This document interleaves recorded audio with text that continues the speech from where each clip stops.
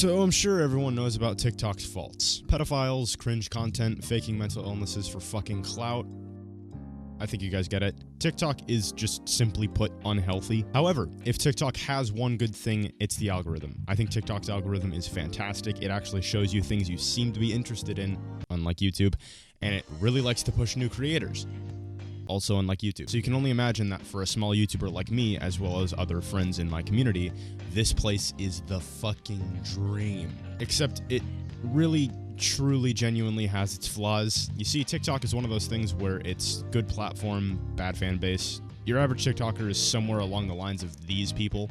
And you can tell just by looking at these fuckers that they don't take kindly to my type of content, and that's fine. You can be entitled to whatever you like and dislike. It only becomes a problem when people use the algorithm to fuck me over, and I am definitely talking about a very specific event that just happened a few days ago. I uploaded this video. Yeah, dude, if I had it my way, I'd go back in time and I'd f Martin Luther King Jr. so good that he'd want to reinstate segregation just so he doesn't get addicted to my body. And it actually ended up doing really well in the algorithm. It got about 13,000 views in the first 12 hours. That was before someone got offended and reported me for harassment and bullying. Now let's go ahead and call back to that original statement. I still genuinely really like TikTok's algorithm. It doesn't push the same child-friendly creators. It pushes people that do really well on their platform with their audiences, regardless of their following. Now, obviously, you're going to do better on TikTok if you have a big following, but that's only because TikTok is going to show you the videos of people you follow because it predicts that if you follow them, you actually want to see their content, unlike some fucking platforms out there. But one thing about the algorithm that feels more or less like a necessary evil is reporting. Videos that are reported are immediately taken down rather than reviewed. This is why you have the option to appeal a video if you think you've been falsely flagged. It gets sent in for review and most of the time re-uploaded because people don't understand that getting offended by something doesn't go against terms of service. Now, don't get me wrong, this video is offensive. I wholeheartedly accept that. But let's look at the terms of service my video got taken down for. Harassment and bullying. Yeah, I don't know about you guys, but I don't think I mocked, humiliated, embarrassed, intimidated, or hurt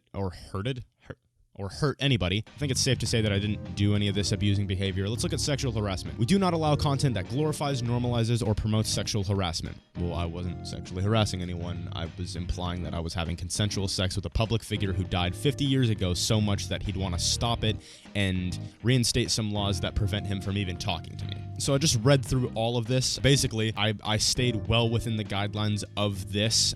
The person that I was depicting a sexual act about is not only dead, but it was very obviously a joke, and it wasn't in any harmful way. It was just in a way that seemed a little bit intense. Now, I stayed well within the guidelines, but what I hate is that my video wasn't held to the same standards of other similar videos on TikTok where people are talking about sexualizing Harry Styles or Joji or any other, big creator, usually in music, on the platform. Because you see so many people saying, like, if you want to use me, I could be your puppet. 'Cause I'm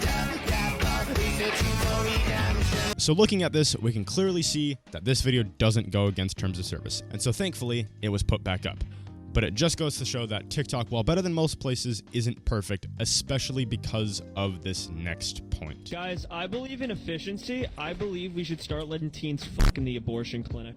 Fuck a room in abortion clinic, just instantly get it removed. Spawn camp the motherfucker. What does... Now, the guy I just showed you goes by Pickle Rick Daddy, and I fucking hate these videos. Just for clarification, that was my most popular TikTok that I'm willing to bet is the reason most of you are here. Now, I just want to clarify that yes, I'm aware I have more views on my original video than he does on his, but the point still stands that this dude got hundreds of thousands of views by taking my video, putting GTA 5 racing footage over it, which also isn't his, by the way, and just edited in the most shit subtitles I've ever seen. None of the content in the video is his, and yet he is still profiting off of it. And sure, this dude credited both me and the original GTA footage, but it was just in the description after all of his fucking bullshit hashtags.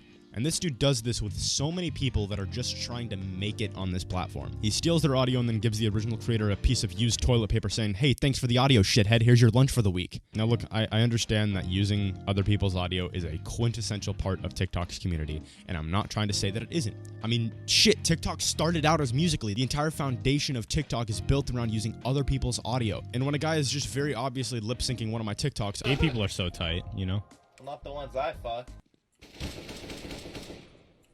I'm not gay, though. I have no problem with that. But when you have guys like this that just post this video it pisses me off because they could have just posted my original video. And yes, I understand that it doesn't go against terms of service. I'm just saying I'm mad that it isn't talked about anymore. Like, do you remember when reaction channels were shit on for a very similar thing that was technically transformative enough to be considered fair use, but still douchey enough to get them targeted by the entire YouTube community? Because I'm getting really bad deja vu with this shit. Look, all that I ask is if you ever see GTA 5 driving footage or Rocket League trick-shotting footage with funny audio in the background on TikTok or even YouTube, just check the original audio because it's probably not theirs, and go and support the original creator. Anyway, that's all I got for today, although I do want to make an announcement that at 500 subs, I am going to be doing a Q&A video, so go ahead and leave some questions down in the comments below, and I'll probably answer any comment that gets left. And other than that, I'll see you guys in the next video.